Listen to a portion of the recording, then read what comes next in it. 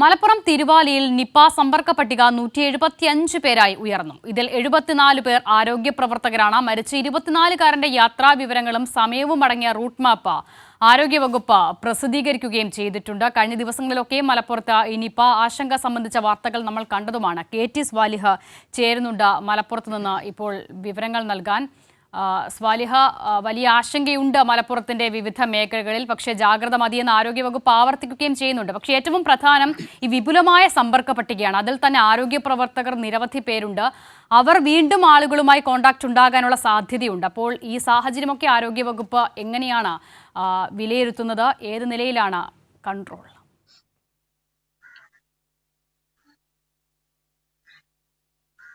അക്ഷിത, ഇന്നലെയാണ് ഈ മരിച്ചയാളുടെ റൂട്ട് മാപ്പ്, ഇയാൾ സഞ്ചരിച്ച റൂട്ട് മാപ്പ് ആരോഗ്യവകുപ്പ് പുറത്തുവിടുന്നത്. ഇതനുസരിച്ച് കൂടുതൽ പേർ ഈ സമ്പർക്ക പട്ടികയിലേക്ക് വരും എന്ന് തന്നെയാണ് പ്രതീക്ഷിക്കേണ്ടത്. ഇയാൾ ഓരോ ആശുപത്രികളിലും മറ്റും സന്ദർശിച്ച സമയവും മറ്റുമെല്ലാം വിശദമായി രേഖപ്പെടുത്തിയ റൂട്ട് മാപ്പാണ്. അപ്പോൾ ഇതനുസരിച്ച് കൂടുതൽ ആളുകൾ ആരോഗ്യ വകുപ്പിനെ ബന്ധപ്പെടുമെന്നാണ് പ്രതീക്ഷിക്കുന്നത്. നിലവിൽ 175 പേരാണ് ഈ സമ്പർക്ക പട്ടികയിലുള്ളത്. ഇതിൽ 74 പേരും ആരോഗ്യ പ്രവർത്തകരാണ്.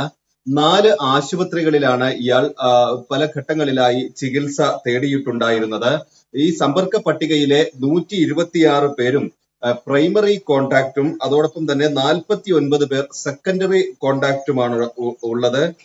ഈ 104 പേർ, ഈ 126-ൽ 104 പേരും ഹൈ റിസ്ക് കാറ്റഗറിയിലാണ് ഉൾപ്പെടുത്തിയിട്ടുള്ളത്. 13 പേർക്ക് പനിയുമായി ബന്ധപ്പെട്ട ചില ലക്ഷണങ്ങൾ കണ്ടിട്ടുണ്ട്. ഇവരുടെ എല്ലാം സ്രവ പരിശോധനയ്ക്ക് അയച്ചിട്ടുണ്ട്. ഇന്ന് മുതൽ ഇതിന്റെ ഫലം ലഭ്യമായി തുടങ്ങും എന്നാണ് പ്രതീക്ഷിക്കുന്നത്. 13 പേരാണ് ഇത്തരത്തിൽ ഫലം വരാനുള്ളത്. ഈ മരിച്ചയാളുടെ വീടിന്റെ 3 കിലോമീറ്റർ ചുറ്റളവിലാണ് ഇപ്പോൾ പനി സർവേ നടന്നുകൊണ്ടിരിക്കുന്നത്. 66 അംഗങ്ങളാണ്, 66 ടീമുകളായാണ് ഇത്തരത്തിൽ. ഒരു ടീമിൽ 5 പേരാണുള്ളത്. ഇങ്ങനെ ഓരോ വീടുകളിലും എത്തി സർവേ എടുത്തുകൊണ്ടിരിക്കുന്നു. ഇന്നലെ 1928 വീടുകളിലാണ് സർവേ നടന്നിട്ടുള്ളത്.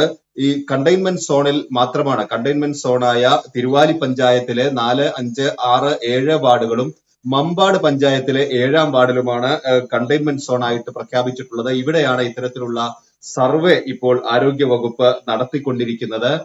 ഈ മേഖലയിൽ നിയന്ത്രണങ്ങളും ശക്തമാക്കിയിട്ടുണ്ട്. നബിദിനം ഉൾപ്പെടെയുള്ള ആഘോഷ പരിപാടികൾ നടക്കുകയാണ്. ഇത് പൂർണ്ണമായി ഒഴിവാക്കണമെന്ന് ജില്ലാ കലക്ടർ നിർദ്ദേശിച്ചിട്ടുണ്ട്. 5 ഇത്തരത്തിലുള്ള മേഖലയിൽ കൂടുതൽ ആളുകൾ കൂടുന്നതിന് വിലക്ക് ഏർപ്പെടുത്തിയിട്ടുണ്ട്. ആളുകൾ ഒന്നിച്ചു കൂടിയുള്ള പരിപാടികളെല്ലാം നേരത്തെ നിശ്ചയിച്ചതാണെങ്കിൽ പോലും അത് മാറ്റിവെക്കണമെന്ന് ജില്ലാ ഭരണകൂടം അറിയിച്ചിട്ടുണ്ട്. വിദ്യാഭ്യാസ സ്ഥാപനങ്ങൾ, മദ്രസ ഉൾപ്പെടെയുള്ള ട്യൂഷൻ സെന്റർ ഉൾപ്പെടെയുള്ള വിദ്യാഭ്യാസ സ്ഥാപനങ്ങൾക്കെല്ലാം തന്നെ അവധി നൽകണമെന്ന നിർദ്ദേശം നൽകിയിട്ടുണ്ട്. ഇത്തരത്തിൽ ഈ കണ്ടെയ്ൻമെന്റ് സോണിൽ വളരെ കർശനമായ നിയന്ത്രണങ്ങൾ ആരോഗ്യ വകുപ്പ് ഏർപ്പെടുത്തിയിട്ടുണ്ട്. കൂടുതൽ പേർ ഈ സമ്പർക്ക പട്ടികയിലേക്ക് ഉണ്ടെങ്കിൽ പോലും നിലവിൽ ഒരു ആശങ്കപ്പെടേണ്ട സാഹചര്യമില്ല എന്ന് തന്നെയാണ് ആരോഗ്യ വകുപ്പ് ഉറപ്പ് നൽകുന്നത്. ഈ രോഗത്തിന്റെ ഉറവിടം കണ്ടെത്തുന്നതുമായി ബന്ധപ്പെട്ട അന്വേഷണവും പരിശോധനകളിലേക്കും ആരോഗ്യ വകുപ്പ് കടക്കുകയും ചെയ്തിട്ടുണ്ട്. ബാംഗ്ലൂരുവിൽ നിന്നല്ല, നാട്ടിൽ നിന്ന് തന്നെയാണ് ഈ രോഗബാധ ഉണ്ടായിട്ടുള്ളത് എന്ന ഒരു നിഗമനത്തിലാണ് ഇന്ന് ആരോഗ്യ വകുപ്പ് ഉള്ളത്. അക്ഷിത, ശരി സ്വാലിഹ, എനിക്ക് തോന്നുന്നത് അതിൽ ഏറ്റവും പ്രധാനം സ്വാലിഹ അവസാനിപ്പിച്ച കാര്യമാണെന്ന് തോന്നുന്നു. ഈ ഉറവിടവുമായി ബന്ധപ്പെട്ട ആ കാര്യത്തിൽ വലിയ ആശങ്കയുണ്ടായിരുന്നു. കഴിഞ്ഞ ദിവസങ്ങളിൽ ബംഗളൂരുവിലൊക്കെ ഇതൊക്കെ സംബന്ധിച്ച യോഗം നടക്കുന്നു എന്നുള്ള വാർത്തകളൊക്കെ കാണുകയും ചെയ്തിരുന്നു. പക്ഷെ ഇപ്പോൾ ഏറ്റവും ഒടുവിൽ കേരളത്തിൽ നിന്ന് തന്നെയാണ് രോഗം സ്ഥിരീകരിച്ചത് എന്നൊരു നിഗമനത്തിലേക്ക് മാറുകയാണോ? അങ്ങനെയാണെങ്കിൽ ഈ രോഗിക്ക് ഇപ്പോൾ അദ്ദേഹം മരിച്ചിട്ടുണ്ട്, പക്ഷെ അതിനു മുൻപ് അത്തരത്തിൽ ഏതെങ്കിലും ട്രാവൽ ഹിസ്റ്ററി, ഈ നിപ്പയുമായി ബന്ധപ്പെട്ട വൈറസുമായി ഡയറക്റ്റ് കോണ്ടാക്ട് വരുന്ന തരത്തിൽ അങ്ങനെ എന്തെങ്കിലും ഉണ്ടോ?